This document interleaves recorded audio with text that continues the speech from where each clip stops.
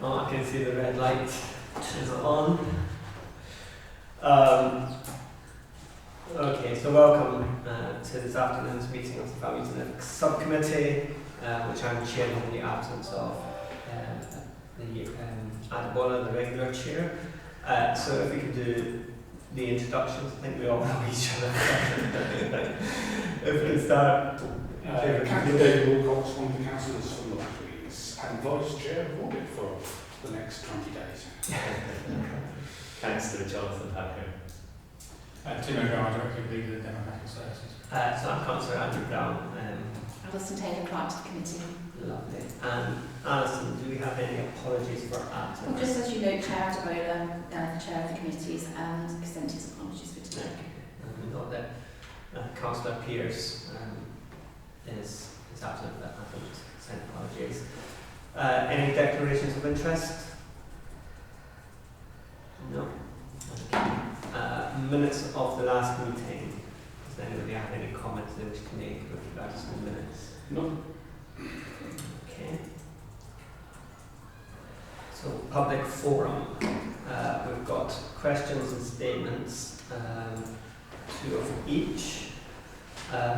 Mike Oldreeve, you have got the first question. Do you wish to ask supplementary? Yes, please. Yeah, go on. Sorry, do we not do statements first? I thought it was statements first.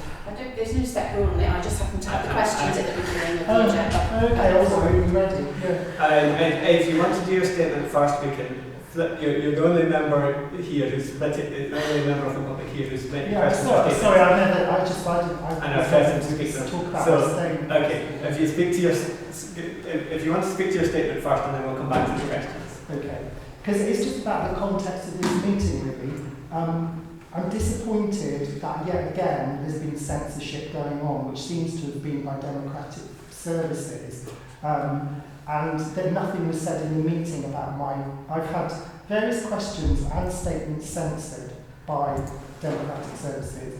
I'm disappointed that none of the members here seem to think there's a problem with that, because I guess the minutes have been passed.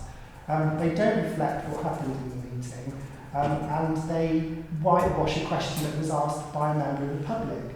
And so I'm just concerned about that, and although I get vague, the answers that I got to my questions about this were not comprehensive. I asked specific questions which weren't addressed.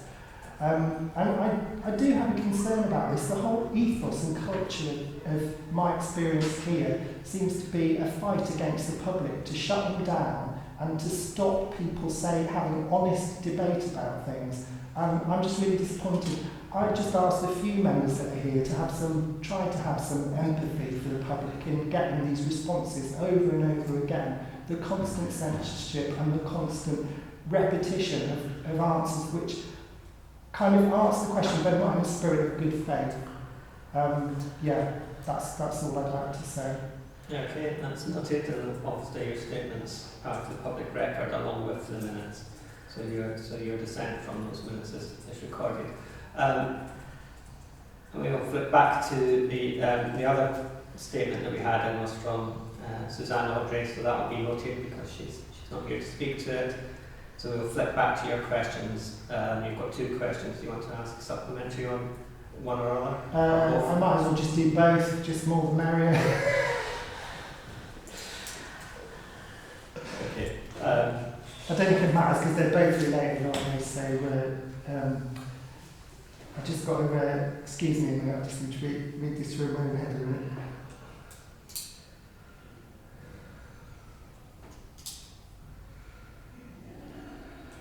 So I'd just like to clarify the role of the chair in these withdrawal of statements or questions on the grounds of the Constitution, CMR 9, I think it is. Because my reading of the background to it is that my reading of CMR 9, or that particular part, either pre-questions or supplementary questions, is that the chair has to be involved at all times. So I would like confirmation of that the chair has to be, because this is my question before, and I'm sorry, but this has happened at audit as well, and you'll be aware of that, Councillor Brown, that I've had to ask my questions again as a supplementary to attempt to get a clear answer, which personally I don't think is acceptable, and I don't think councillors should find it acceptable either.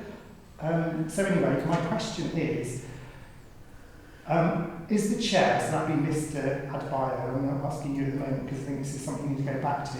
So is the chair and members, or are the chair and members of BME confident that all withdrawal of statements and questions has been in accordance with the Constitution?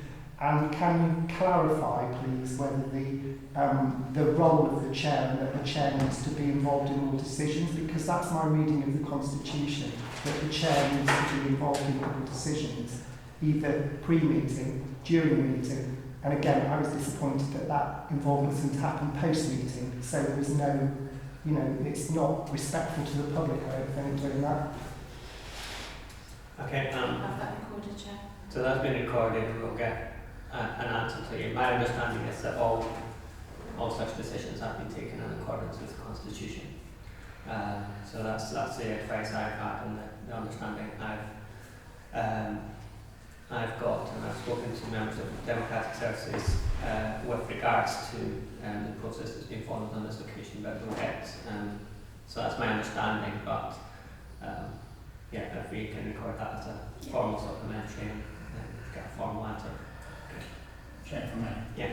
So, as the Council's popular officer and for the purposes of Committee Procedure Rule 9.5, it's the Chair to consult with myself before a statement or petition or question is rejected. And there's a number of reasons in Rule 9.5 as to why that is the case, and whether that's through me or through staff delegated in power to discharge that on their behalf. We always consult with the Chair before a question is rejected. That applies to this committee as it does to any other committee of the Council. Thank you. Okay. And do you have a second supplementary on the basis of that two initial questions? Yes. Would the Chair be able to tell me, list for me the Nolan principles in public life, please? Are you asking me or that? Yes, yeah. I mean, my memory is notoriously difficult. Notoriously, what's the word?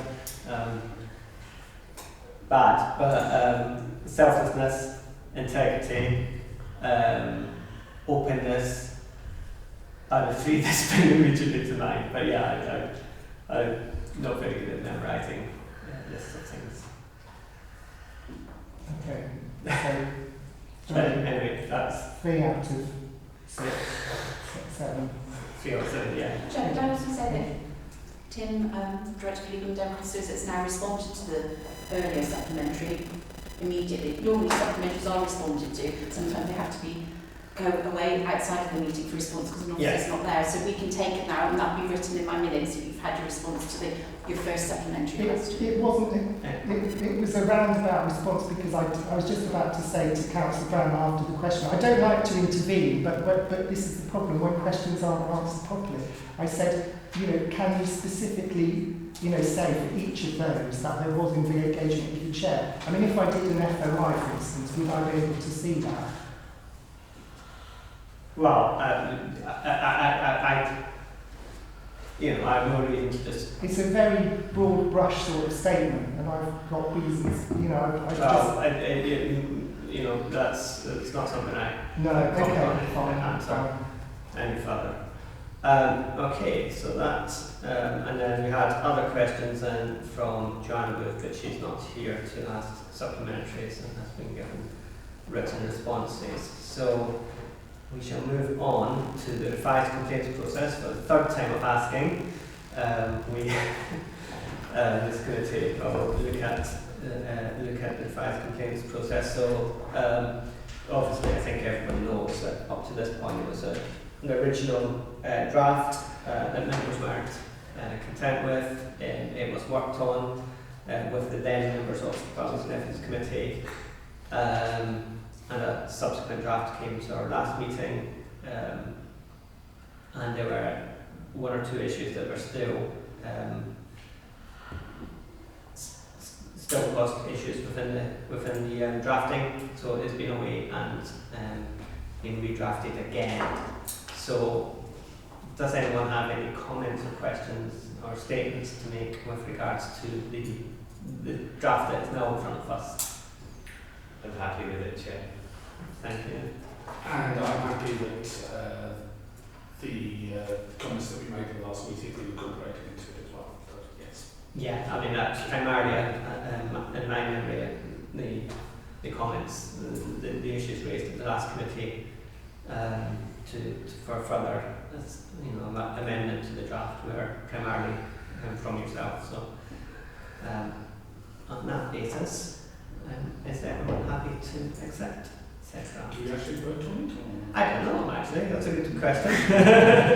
Let me go back. I thought so, but You need to approve the not the report and approves the further revisions to the complaints process. Yes. Right. So, are we approving it? Yes. Lovely. So we're approving that, and I think the next, does it have to go to full council for? So that's approved. So that's now the complaints process for the council. So that, I think, is the whole agenda now dealt with. So I'll call the meeting to a close. After 11 minutes.